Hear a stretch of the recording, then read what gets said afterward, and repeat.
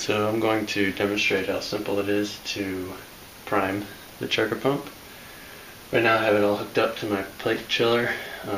So all I'm going to do here, I also have my valve closed coming out of the pump and also my kettle. So all I'm going to do is open this up just to purge the air. Now if you have a three-way valve here, you can open it up to air. Then I'm just going to open both of these up. As long as your pump is below the level of the kettle, it should just prime by itself. You can see the fluid has come up to here now. As I drop it, it comes up. As I raise it, it drops down. You can clamp it off here or turn it off here, and then you're ready to go. Okay, this is going to be a trial run of my Chugger pump Therminator setup. The first trial, I'm going to run solution, is just cleaning solution, through the pump and up into a cooler here, which is going to be what I'll be doing with the sparging water. First, after making all my connections, I opened everything up. I had to prime the pump. I did that by disconnecting the line to the plate chiller and just dropping the pump below to the ground just to gravity prime it. Now with everything open, as long as the pump stays below the level of the kettle spigot, it'll stay primed. If I wanted to raise it up, I would just have to close the valve on the outflow to keep it from depriming.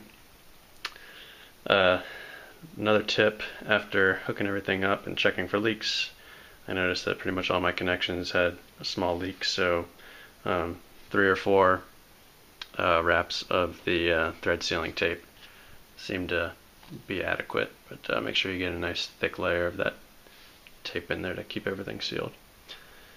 So I'm going to plug this in for the first time and see what happens.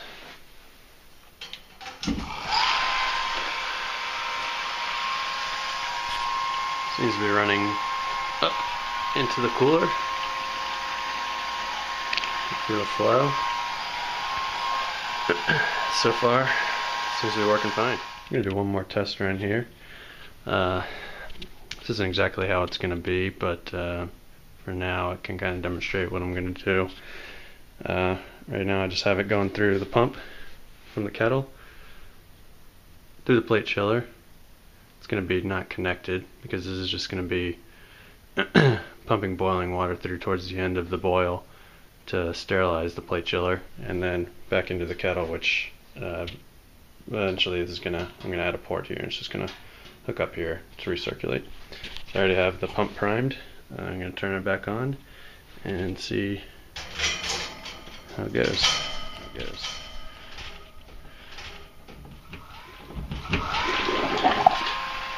How's all the air getting purged through? See, it's a pretty good flow rate going through there.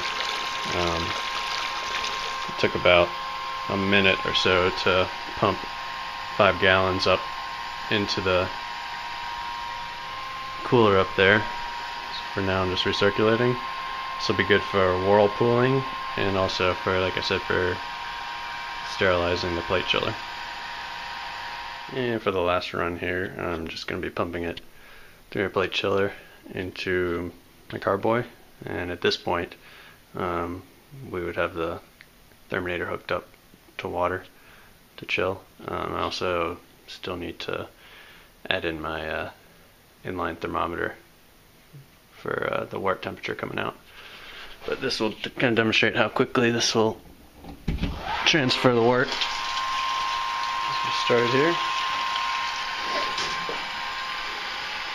Still need to get a mount for the pump, obviously, and the plate chiller.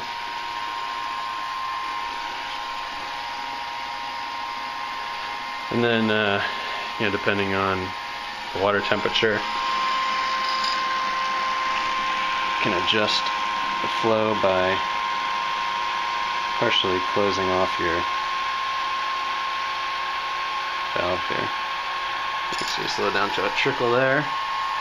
Or during the winter. Should be able to do it pretty quickly. Maybe not that fast.